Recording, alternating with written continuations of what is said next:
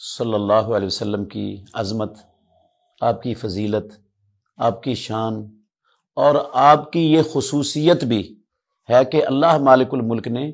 محمد الرسول اللہ صلی اللہ علیہ وسلم کے امتیوں کو منع فرما دیا ہے کہ وہ آپ کو آپ کے ذاتی نام کے ساتھ پکاریں۔ اللہ رب العالمین نے فرمایا سورہ نور میں وَلَا تَجْعَلُوا دُعَاءَ الرَّسُولِ کا بینکم کا دعاء بعضکم بعضا، تم رسول اللہ صلی اللہ علیہ وسلم کو آپس میں ایسے آوازیں مت دو جیسے تم آپس میں ایک دوسرے کو آوازیں دیتے ہو۔ تو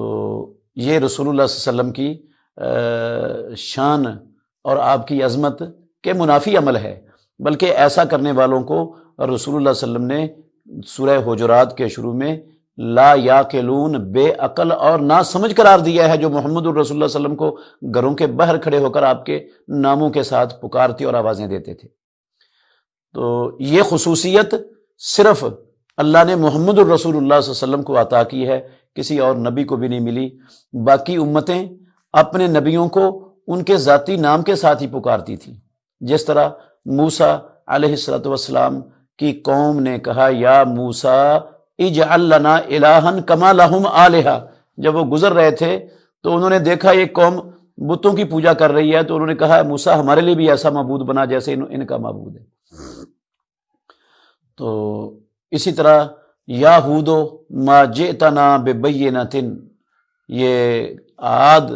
قوم عاد نے ہود علیہ السلام کو کہا تھا یا ہودو، اے ہود، ما جئتنا ببینۃ، تو ہمارے پاس واضح دلیل لے کر ہی نہیں آیا۔ اسی طرح عیسائیوں نے وَإِذْ قَالَ الْحَوَارِيُّونَ يَا عِيسَى ابْنَ مَرْيَمَ هَلْ يَسْتَطِيعُ رَبُّكَ أَن يُنَزِّلَ عَلَيْنَا مَائِدَةً مِّنَ السَّمَاءِ،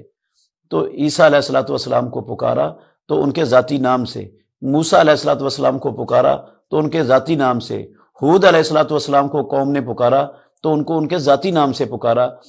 تو یہ قرآن مجید میں موجود ہے۔ اللہ رب العالمین نے محمد الرسول اللہ صلی اللہ علیہ وسلم کی خصوصیت، آپ کی عظمت، آپ کی شان کی وجہ سے امت کو منع فرما دیا کہ وہ آپس میں جس طرح ایک دوسرے کے نام ذاتی لے کر ان کو آوازیں دیتے ہیں، محمد الرسول اللہ صلی اللہ علیہ وسلم کو اس طرح نہ پکارا جائے۔ اور خود رب العالمین کا انداز بھی اس بات کی زبردست دلیل ہے کہ اللہ نے دوسرے نبیوں کے نام لے کر ان کو پکارا، لیکن محمد الرسول اللہ کے اوصاف ذکر کیے۔ جب مالک، پروردگار، خالق ہو کر، معبود ہو کر وہ اپنے نبی کا نام لینا پسند نہیں کرتا، تو ہمیں مخاطب کرنے کے لیے آپ کے نام سے نہیں بلکہ آپ کے عظیم خصوصیات، صفات اور آپ کے کمالات کو ذکر کر کے آپ کو مخاطب کرنا چاہیے۔ صحابہ رضوان اللہ علیہم اجمعین ایسے ہی کرتے تھے۔